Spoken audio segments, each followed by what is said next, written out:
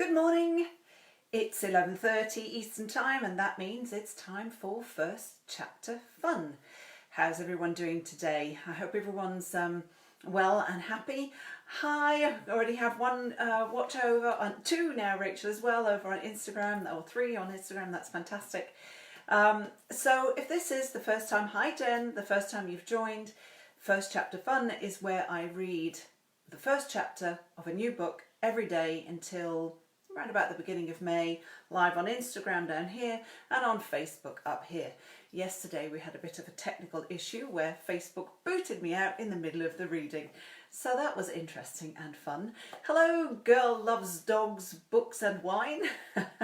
That's wonderful. And Dale is up on Facebook and Heather Gudenkauf, the one and only, has joined down on Instagram and she says hello. Hi Heather, hope you're doing well. I'm very nervous to be reading from your book today. So let me get stuck right in and tell you about, well, first of all, I came into this room today and I found this, which has been moved from one room to another, and it says, "Today I'm putting on my positive pants, one stupid leg at a time." And I thought we all need that a little bit today. I need to put my positive pants on, that's for sure.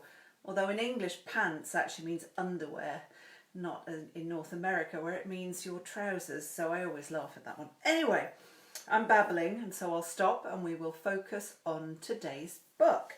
So today's author is Heather Gudenkauf and the book I'll be reading from is her new one called This Is How I Lied, and it publishes on May the 12th. So if you're thinking of a good Mother's Day gift, hey, I've just found one for you, and you don't even have to go out because you'll be able to order it online. Hi Hank. Hank, Philippi Ryan has joined us up on Facebook, as has Carla and Nancy. Fantastic. So Heather has written, this is her 8th novel. And let me read you her little bio on the back of the book.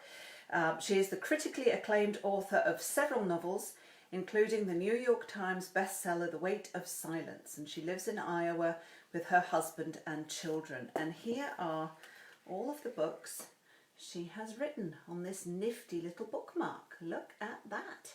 So they include The Weight of Silence, These Things Hidden, One Breath Away, oh my goodness, Little Mercies, I'm trying to read even with my glasses, Missing Pieces, Not a Sound, and last year's book was The Incredible Before She Was Found. Now, I met Heather at BoucherCon a couple of years ago, and after that I picked up Not a Sound, and Not a Sound is, as her other books, an astounding thriller, which is so unique because the protagonist is actually, she becomes deaf after an accident. And the whole book is written from her perspective, so there is no sound in the book. And there's this one particular scene where Amelia is being chased during the night in the forest, and it is the most, the eeriest thing I think I've ever read, because she can't hear who's chasing her. It's fantastic. So that's Not a Sound. Be sure to pick that one up. That Heather's work is just amazing. So back to today's book. This Is How I Lied, publishes on May the 12th. This is an advanced reader copy. Look, that's so lovely that you sent that to me, Heather. Thank you. And I'm now going to read you, put my glasses back on, I will read you the back cover copy, or the blurb. Everyone has a secret they'll do anything to hide. 25 years ago, the body of 16-year-old Eve Knox was found in the caves near her home in Small Town Grotto, Iowa, discovered by her best friend Maggie and her sister Nola. There were a handful of suspects, including her boyfriend Nick, but without sufficient evidence, the case ultimately went cold. For decades, Maggie was haunted by Eve's death and that horrible night. Now a detective in Grotto and 7 months pregnant, she is thrust back into the past when a new piece of evidence surfaces and the case is reopened.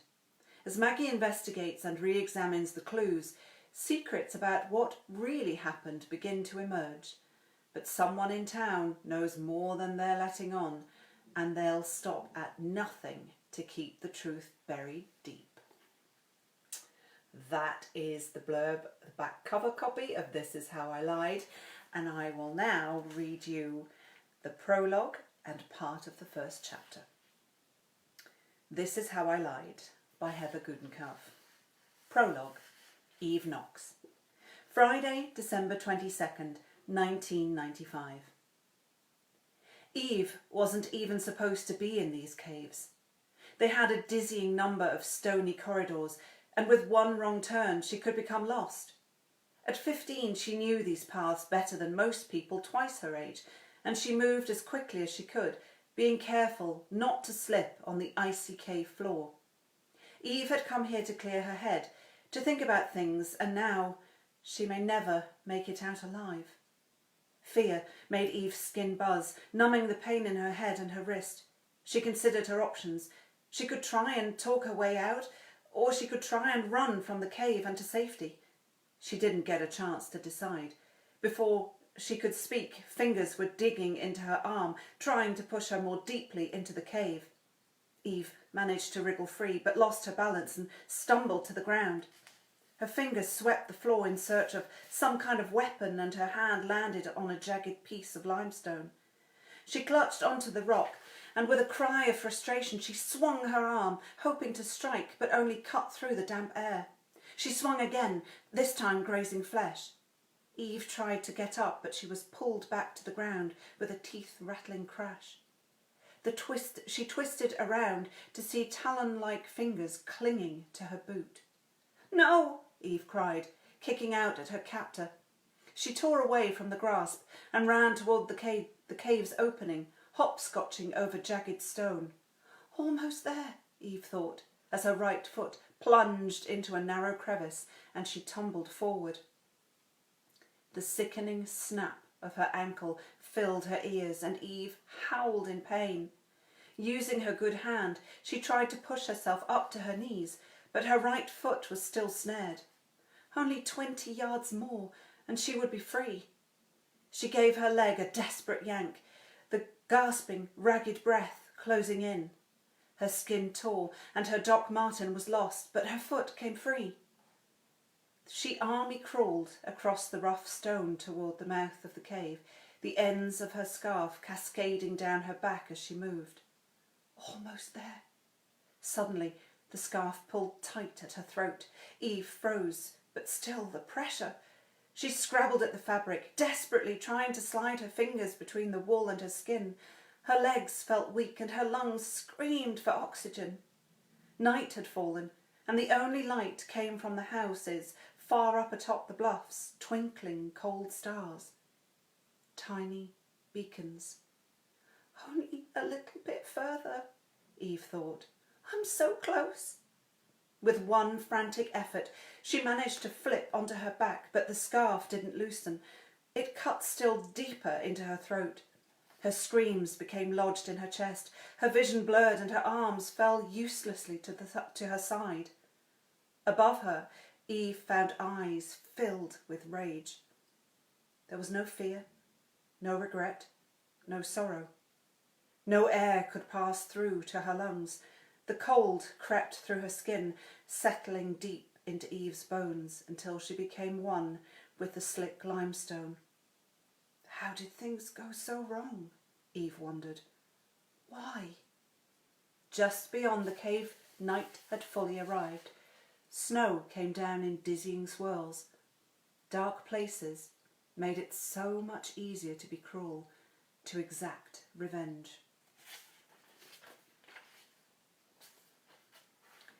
Maggie Kennedy O'Keefe, Monday, June 15th, 2020.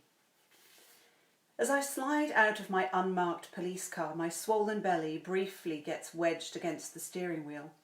Sucking in my gut does little good, but I manage to move the seat back and squeeze past the wheel. I swing my legs out the open door and glance furtively around the parking lot behind the Grotto Police Department to see if anyone is watching. Almost 8 months pregnant with a girl and not at my most graceful, I'm not crazy about the idea of one of my fellow officers seeing me try to pry myself out of this tin can.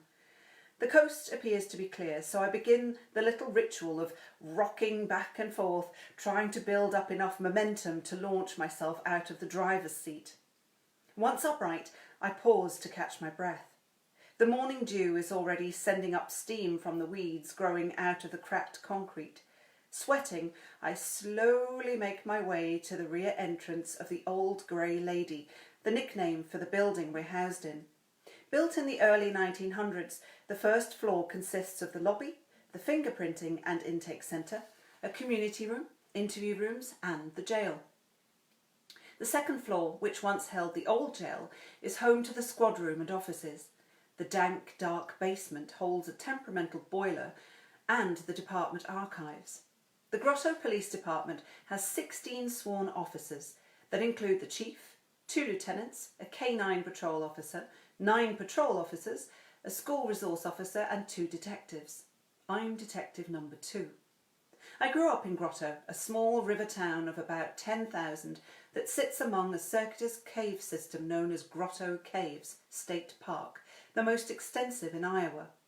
Besides being a favourite destination spot for families, hikers and spelunkers, Grotto is known for its high number of family-owned farms, a dying breed. My husband Sean and I are part of that breed. We own an apple orchard and tree farm. "Pretty soon we're going to have to roll you in," an irritatingly familiar voice calls out from behind me. I don't bother turning around. "Francis, that wasn't funny. The first 50 times you said it, and it still isn't." I scan my keycard to let us in. Pete Francis, an overconfident rookie officer, grabs the door handle and in a rare show of chivalry opens it so I can step through. "You know I'm just joking," Francis says, giving me the grin that young ladies in Grotto seem to find irresistible, but just gives me another reason to roll my eyes. "With the wrong person, those kinds of jokes will land you in sensitivity training," I remind him. "Yeah, but you're not the wrong person, right?" he says seriously. "You're cool." I wave to Peg behind the reception desk and stop at the elevator and punch the number 2. The police department may only have 2 levels, but I'm in no mood to climb even 1 flight of stairs today. "Do I look like I'm okay with it?" I ask him. Francis scans me up and down. He takes in my brown hair pulled back into a low bun, wayward curls springing out from all directions, my eyes red from lack of sleep, my untucked shirt, the fabric stretched tight against my round stomach, my sturdy shoes that I think are tied, but I can't know for sure because I can't see over my boulder-sized belly. "Sorry," he says, appropriately contrite, and wisely decides to take the stairs rather than ride the elevator with me. "You're forgiven," I call after him. As I step on the elevator to head up to my desk, I check my watch. My appointment with the chief is at 8, and though he didn't tell me what the exact reason is for this meeting, I think I can make a pretty good guess. Protocol can't dictate when I have to go on light duty, but 7 months into my pregnancy, it's probably time. I'm guessing that Chief Digby wants to talk with me about when I want to begin desk duty or take my maternity leave. I get it. It's time I start to take it easy. I've either been the daughter of a cop or a cop my entire life, but I'm more than ready to set it aside for a while and give my attention 24/7 to the little being inhabiting my uterus. Sean and I have been trying for a baby for a long, long time. Thousands of dollars and dozens of procedures later, when we finally found out we were pregnant, Sean started calling her Peanut because the only thing I could eat for the first 9 weeks without throwing up was peanut butter sandwiches. The name stuck. This baby is what we want more than anything in the world, but I'd be lying if I didn't admit that I'm a little bit scared. I'm used to toting around a sidearm, not an infant. The elevator door opens to a dark panelled hallway lined with 10 by 16 framed photos of all the men who served as police chief of Grotto over the years. I pass by 11 photos before I reach the portrait of my father, Henry William Kennedy, 1995 till 2019, the plaque reads. While the other chiefs stare out from behind the glass with serious expressions, my dad smiles, showing his straight white teeth. He was so proud when he was named Chief of Police. We were all proud, except maybe my older brother, Colin. God knows what Colin thought of it. As a teenager, he was pretty self-absorbed, but I guess I was too, especially after my best friend died. I went off the rails for a while, but here I am now, Grotto PD detective, following in my dad's footsteps. I think he's proud of me too, at least when he remembers. Last time I brought my dad back here to visit, we walked down this long corridor and paused at his photo. For a minute I thought he might make a joke, say something like, "Hey, who's that good-looking guy?" But he didn't say anything. Finding the right words is hard for him now. Occasionally his frustration bubbles over and he yells and sometimes even throws things, which is hard to watch. My father has always been a very gentle man. The next portrait in line is our current police chief, Les Digby, no smile on his tough guy mug. He was hired a month ago, taking over from Dexter Stroop, who acted as the interim chief after my dad retired. Les is about 10 years older than I am, recently widowed with 2 teenage sons. He previously worked for the Ransom Sheriff's Office, and I'm trying to decide if I like him. Jury's still out. I use my keycard to gain access to a small vestibule lined with shoebox-sized lockers and then push through a door that leads to a large room with exposed brick walls, inset with a row of 6-foot-tall windows. In one corner of the room is the chief's office, and on the opposite side are 2 old jail cells with the swinging iron bar doors removed and converted into office space. I call the jail cell on the left home. Francis and 2 other patrol officers are getting ready to head out for the day and pause to tell me good morning. Francis avoids making eye contact with me. Good. He knows he already overstepped a line with me this morning and will stay out of my way for the rest of the day. I cross the worn industrial grey carpeting, past the coffee machine which beckons me. I'd kill for a cup of coffee, but the caffeine isn't good for the baby. I drop my purse atop my old metal desk and grab a legal pad and pen. The door to Chief Digby's office is slightly ajar. I take a deep breath. I probably should have had this conversation with the chief much earlier, but the thought of sitting behind a desk for 8 hours a day makes me want to scream. Besides, I've been doing just fine. It wasn't until a few weeks ago that my stomach began to inflate at an alarming rate and started slowing me down. My husband, after watching me struggle to fasten my gun belt to my waist, finally spoke up. "Maggie," he asked, "are you really comfortable having a gun so close to the baby?" I was, but I saw Sean's point. I kept telling him that I'd talked to the chief, but hadn't. This morning, I got the text from Digby telling me he wanted to see me in his office first thing. I guess this is as good a time as any to have the conversation. I tap lightly on the door and I hear muffled voices coming from inside. "Good morning, Maggie," Chief Digby says as he opens the door. Digby is built like an NFL linebacker and his large frame blocks my view of the interior of his office, so I can't see who else is in the room. "How are you doing?" he asks, trying not to stare at my stomach. "Just fine, Chief. What's up?" I ask. Digby steps aside, and sitting in a chair next to the chief's desk is my fellow detective, Dexter Stroop. "Take a seat," he says gravely, closing the door behind us. I lower myself into the remaining empty chair and look to Dex. He shrugs. He doesn't know why we're summoned here either. "I'll get right to it," the chief says. "A piece of new evidence in the Eve Knox case may have just been discovered." His words are a punch to my gut. I haven't heard my best friend's name said out loud in a long time. I try to keep my face neutral and wait for Digby to continue. "A woman brought her teenage son into the station late last night," he says. "The kid and his friend were screwing around in Ransom Caves the other day and found this." He pulls a large plastic evidence bag from a cardboard box. Inside it is a boot, filthy and caked with dry mud, but still I recognise it immediately. Maroon and covered with graffiti star flowers, the leather Doc Martens were among Eve's prized possessions. "Jesus," I whisper. That was the prologue and part of the first chapter of Heather Gudenkauf's upcoming thriller, This Is How I Lied, which publishes on May the 12th, and therefore is an excellent Mother's Day present, don't you think? I think so. It's fantastic. Heather's 8th book.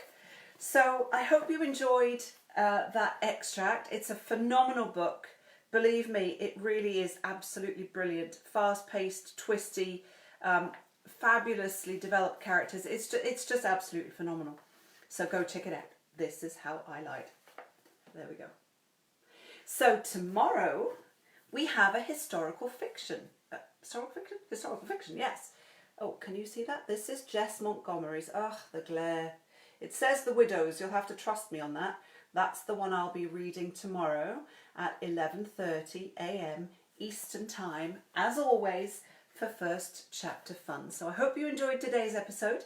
I hope you will tune in again tomorrow. And until then, stay safe and stay kind, and I'll see you tomorrow. Bye for now.